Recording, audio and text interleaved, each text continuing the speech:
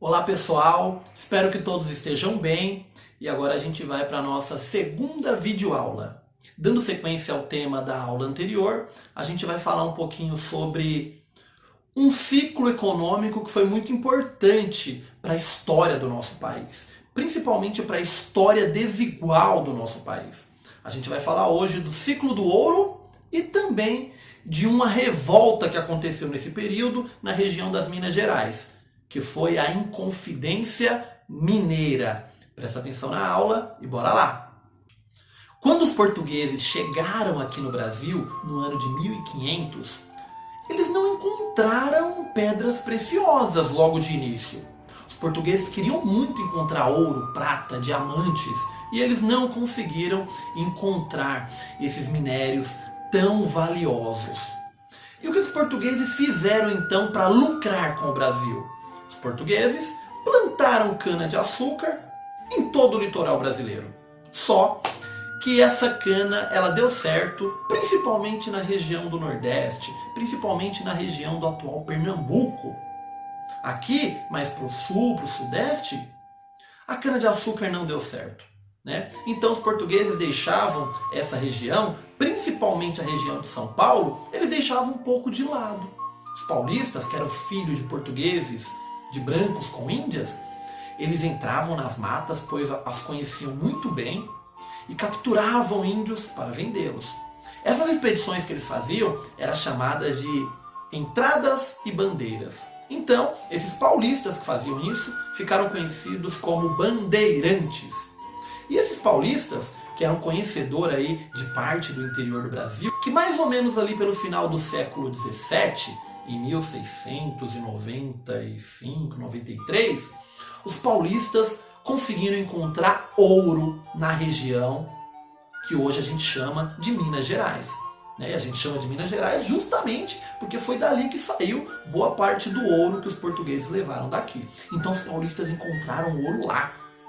E assim, os paulistas encontraram ouro lá num momento extremamente oportuno para os portugueses. Por quê? Porque há pouco tempo antes o Nordeste brasileiro tinha sido invadido pelos holandeses.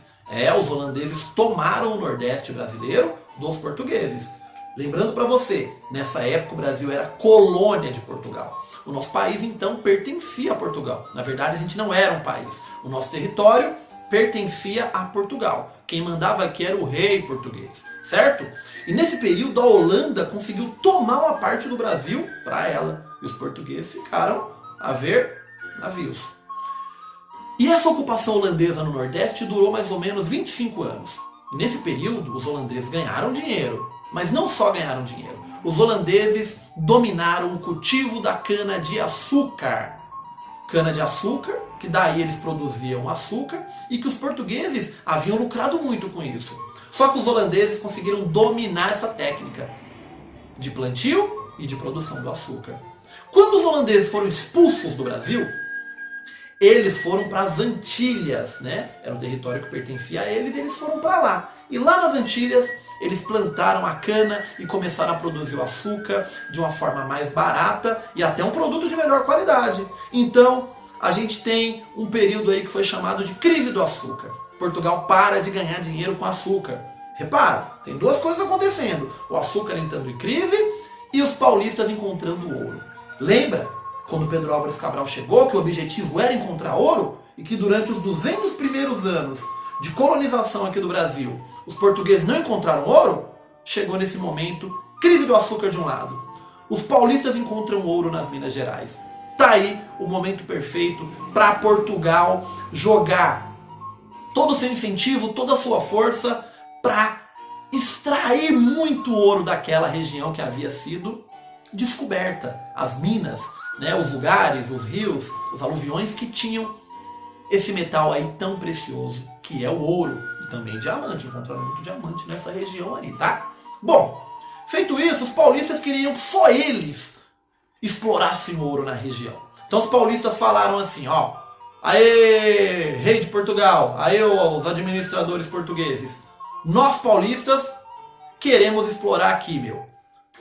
E aí os portugueses falaram, pô, paulistas, não dá, tem muita gente indo para aí, a a gente quer que vocês tirem muito ouro, todo mundo que conseguir tirar ouro, todo mundo que conseguir extrair ouro, tiver essa ferramenta e extrair ouro, quem chegar primeiro na terra vai extrair ouro de lá, vai pagar os nossos impostos e o restante fica com a pessoa. E aí os paulistas não concordaram com isso. Então, esses forasteiros que estavam indo para a região que os paulistas haviam encontrado, né, a região das minas, estavam sendo incentivados pelo governo português, eles resolveram enfrentar os paulistas. E esse conflito, esse enfrentamento, né, essa guerra ficou conhecida como Guerra dos Emboabas, porque os paulistas, né, os bandeirantes, chamavam os forasteiros de emboabas. E aí, os emboabas, os forasteiros que vieram de longe para essa região, conseguiu vencer os paulistas. Eles conseguiram expulsar os paulistas de lá. Então os paulistas que encontraram o ouro na região das Minas Gerais foram escorraçados de lá. Mas, pouco tempo depois, esses paulistas vão encontrar mais ouro na região na região que hoje fica Goiás e Mato Grosso. Beleza?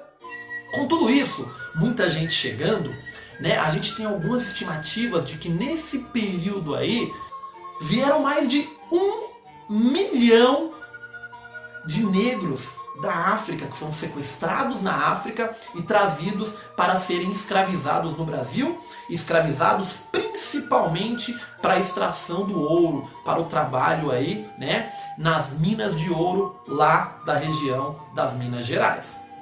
Bom, então, quando a gente fala desse trabalho, de que os negros foram sequestrados na África e trazidos para cá para trabalhar nas minas, o trabalho nas minas de ouro, muito provavelmente, e o que diz algumas fontes e alguns historiadores, era o trabalho mais penoso do Brasil colonial.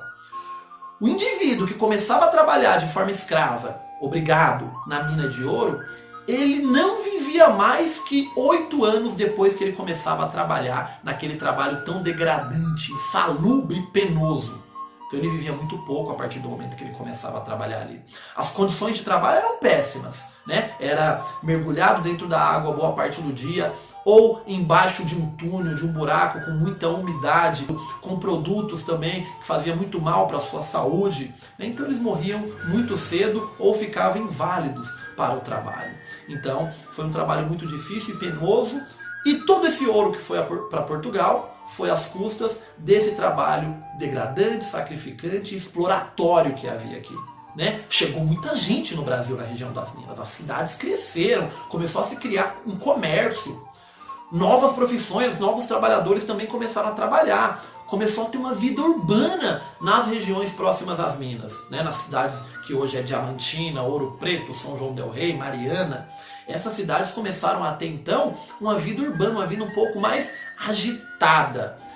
Quando se descobre o ouro nas Minas Gerais, outras profissões como comerciantes, artesãos, né, alguns profissionais liberais vão começar também a ganhar dinheiro. Então a gente vai ter uma classe média urbana aí também constituindo a divisão social dentro do nosso território. E quando isso acontece, né, ou melhor, antes disso acontecer, os portugueses já criaram leis para cobrar impostos nessas regiões e cobrar impostos em cima da extração de ouro. Primeiro, 20% de todo o ouro que era tirado das minas já ficava com o governo português, com a coroa portuguesa. Então 20% é direto. E ainda tinha uma cota anual que as regiões tinham que extrair.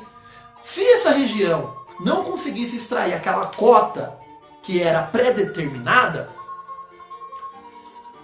eles iam ter que pagar com seus bens até completar essa cota. Por exemplo, foi estipulado que a região de Vila Rica, né, atual Ouro Preto, vai ter que extrair 1.500 quilos de ouro por ano. Só que eles conseguiram extrair só 1.000. Os outros 500 vai ter que ser completado de alguma forma. Então, chegava uma determinada data, o governo português vinha cobrar o que faltou. E o nome desse imposto era chamado de derrama. A derrama. Eles iam cobrar a derrama, né? E aí, eles levavam o que a pessoa tivesse. O gado, tirava a casa do nome da pessoa, tomava as terras, levava ferramentas, levava o que a pessoa tivesse, escravos, enfim, né? O escravo, o escravizado naquela época era considerado um bem, era considerado uma propriedade, tá? Infelizmente. Bom, dado isso começou a gerar muita revolta entre os moradores daquela região. Então, alguns ali resolveram se juntar para tramar uma espécie de levante, uma espécie de revolta mesmo contra o governo português. Essas pessoas, né, das cidades ali da região das Minas Gerais queriam, primeiro, eles queriam que acabasse com essa derrama, com esses impostos. Segundo, eles queriam que tivesse uma universidade ali para as pessoas estudarem. Terceiro, eles queriam, alguns até queriam a independência daquela região. Eles queriam formar uma república ali, né? Então eles já tinham ideias avançadas para aquela época. Queria deixar a região independente. E alguns eram até mais ousados para a época. Queriam acabar com a escravidão. Só que a proposta de acabar com a escravidão esbarrava, né? Porque muitos membros dessa revolta, né? Dessa trama, eram fazendeiros. E nenhum fazendeiro queria acabar com a escravidão, porque eles lucravam muito com a mão de obra escrava. Muitos eram donos de mina, que também lucrava com a mão de obra escrava, né? Então tinha esse conflito. Alguns eram a favor da escravidão, outros eram contra. Então eles resolveram não lutar tanto assim para acabar com a escravidão. Mas eles queriam deixar a região livre, eles queriam reduzir os impostos, eles queriam melhoria na condição de vida. E esse movimento ficou conhecido como Inconfidência Mineira. E a Inconfidência Mineira, ela, que foi essa trama, mas ela não chegou a acontecer. Não virou uma revolta armada. Por quê? Porque o governo acabou descobrindo. Teve uma pessoa, um dos revoltosos, né? Vou colocar até em aspas aqui, porque ele foi o dedo duro da parada.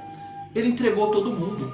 Porque em troca, né? Ele dedurou todo mundo em troca de uma delação premiada. Naquela época eles já premiavam os delatores, né? A gente está ouvindo falar bastante em delação premiada e isso aconteceu naquela época. Claro que não tinha esse nome, mas a prática era a mesma.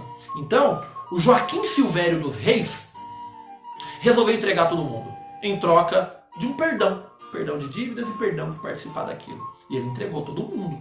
E aí, o governo português não teve piedade. Prendeu, mandou alguns embora do Brasil, expulsou daqui. Outros ficaram presos. E o Tiradentes, que era um dos líderes da revolta, né? O José Joaquim da Silva Xavier, conhecido como Tiradentes, esse foi executado e esquartejado, né? Cortaram o corpo dele, depois de matá-lo, cortaram o corpo dele em vários pedacinhos e espalharam por várias estradas da região das Minas. E assim a gente tem o fim da Inconfidência Mineira.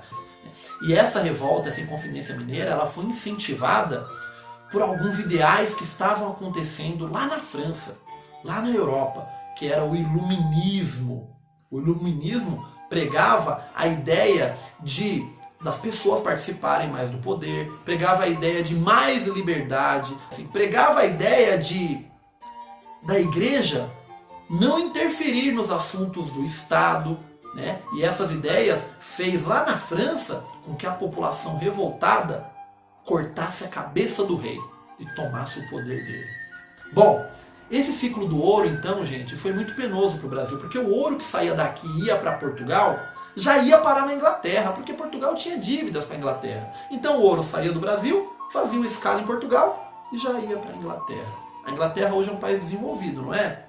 Boa parte do desenvolvimento que eles têm foi do ouro que os portugueses tiraram daqui e levaram lá para a Inglaterra. Esse ouro ajudou a impulsionar o avanço econômico que eles têm até hoje. Tá bom? Então a história está aí para mostrar para a gente o porquê o nosso país ainda é desigual e alguns países do mundo são mais desenvolvidos que o nosso. Tá bom? Espero que vocês tenham gostado. Qualquer dúvida, só me chamar. Continuem se cuidando. Valeu! Tchau!